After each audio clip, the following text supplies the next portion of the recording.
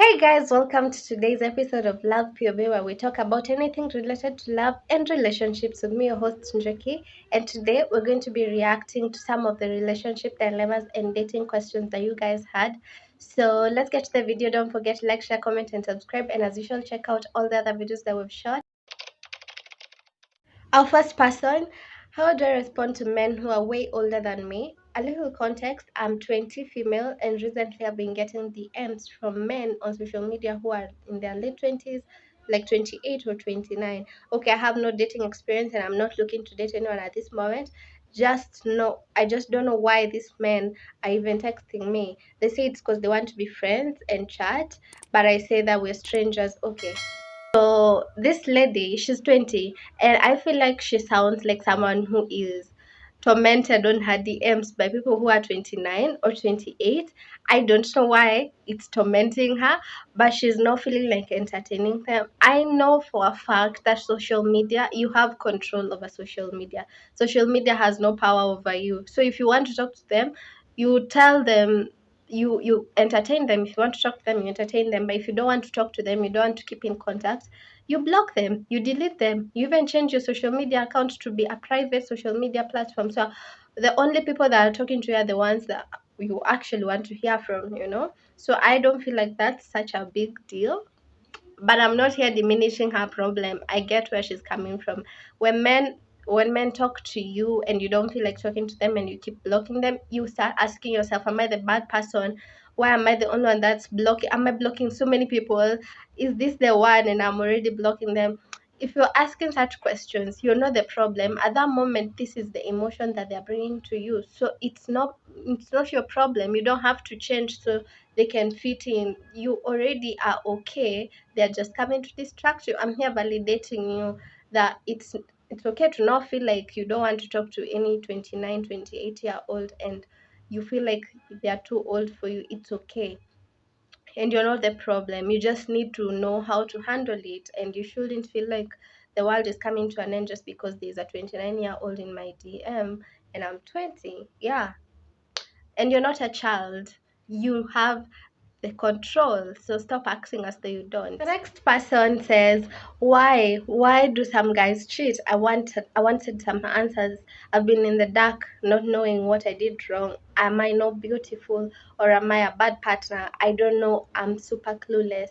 I gave my all and I received nothing. I'm so sorry that happened to you. Honestly, if you're watching this, I'm so sorry if you've ever been in a situation where someone cheated on you and you're questioning whether it's your fault.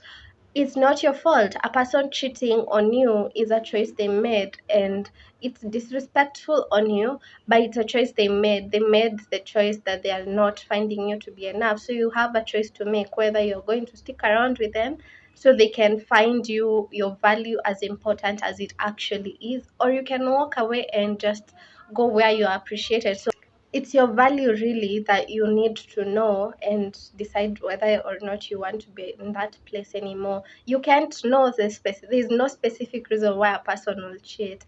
It can be that most men will cheat because they find another person attractive. That can be the reason for most men to cheat, but it's not constant.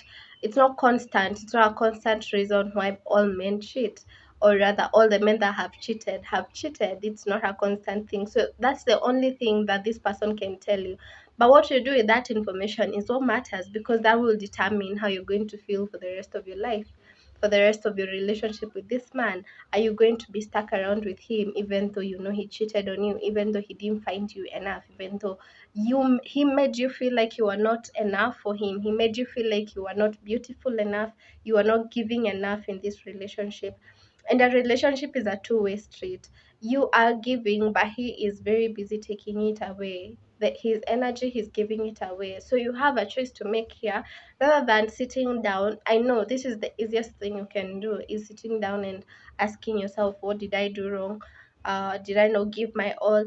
What would I have done differently? But instead of doing that, gather yourself up as soon as you can and just move forward, because that's the best thing you can do for yourself, because you know your worth, you know your value, and it's not determined by a person whether or not they show love to you.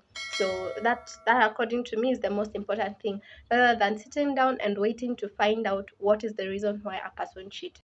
The next person, it's actually pretty interesting. Good enough for sex, but never enough for a relationship. Anyone else feel this?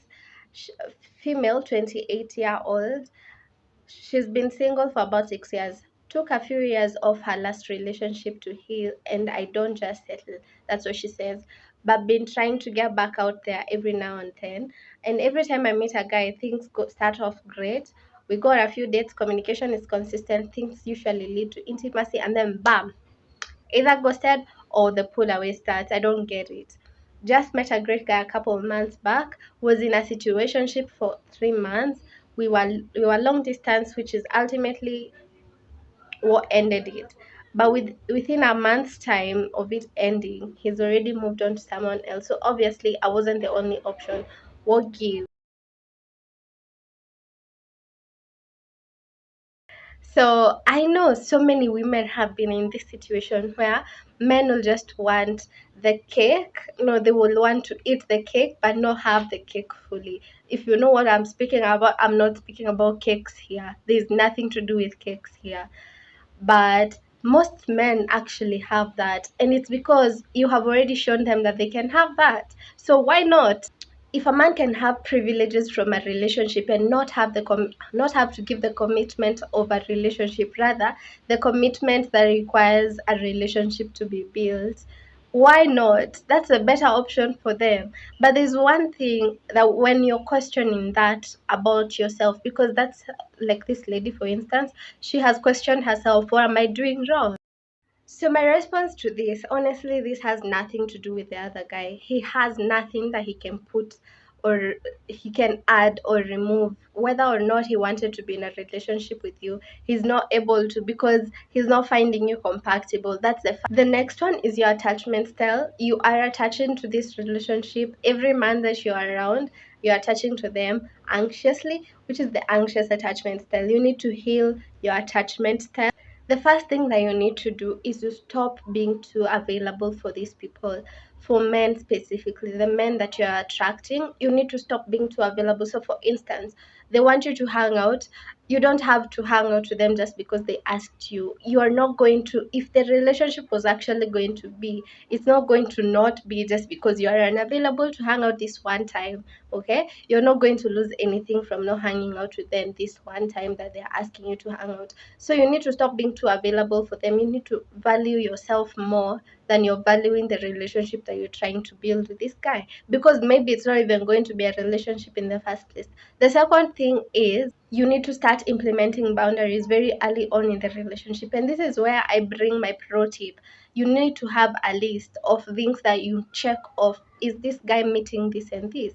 Is this guy meeting this and this? These are the important things that I'm looking for in a relationship. So is this guy meeting these things, these needs that I have? And if so, you create the boundaries as soon as you can, because this will mean that he will respect you.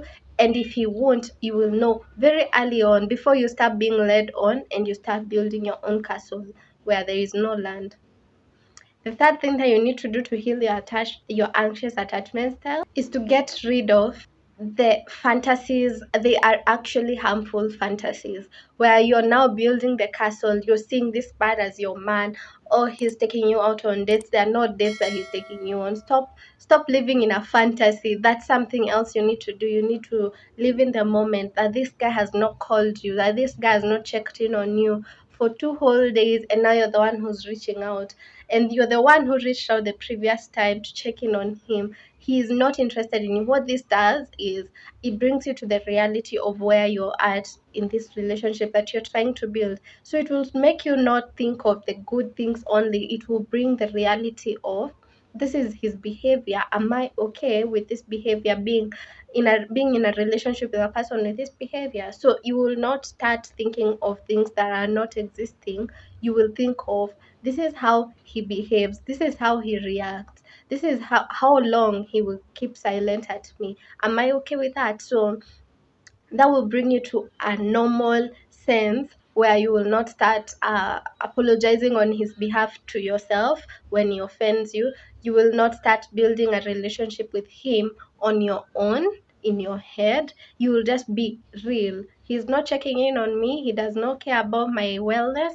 Why am I putting my energy there? Why am I putting my eggs in that basket then, So yeah, those are among the tips that I will give a person who has had this situationship, because this situation where you feel like a man only wants to take his the sexual energy, the sexual rather the relationship benefits, but he does not want the commitment that comes with the relationship. You need to evaluate your attachment style and actually heal your attachment style. There are many other attachment styles, so you should check out more on the attachment styles. I'm going to create a video on attachment styles and how to switch and how to heal an anxious attachment style, a disorganized and an avoidant attachment to lead to a secure attachment. So I'm going to create a video for that specifically, so check it out. This is why I remind you to have subscribed, liked, share, and also turn on the notification bell so you'll get notified when I upload the next video. Thank you so much for getting to this part of the video. As usual, if you have a problem with my point of view, take it up with the HR. You'll find me there because I'm the HR, and that's on period. Until next time, guys. Bye.